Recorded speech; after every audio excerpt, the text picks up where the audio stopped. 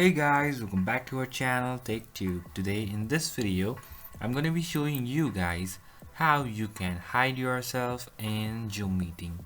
So I'm going to be teaching you a very easy step regarding this one. So if you have any problem or any queries within the process, just let me know in the comment section right away. Now without any further delay, let's just get started. So firstly, what you need to do is you need to go to your Zoom app, log in with your account, and then you need to join a meeting. Once you do that, you'll be in a Zoom meeting.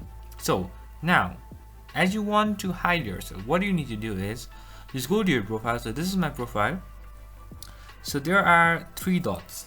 Just go over here and all the way down, you'll find these options: hide non-video participants and hide self-view. So just press on hide self-view and then you will be hidden like this. So that's pretty much, guys, that's how you do it. I hope this video is helpful for you guys. So thank you for watching our video, guys. If you like our video, please leave a like and do not forget to subscribe our channel and also hit the bell icon so you never miss an update from us. If you have any queries, just let me know in the comment section right away.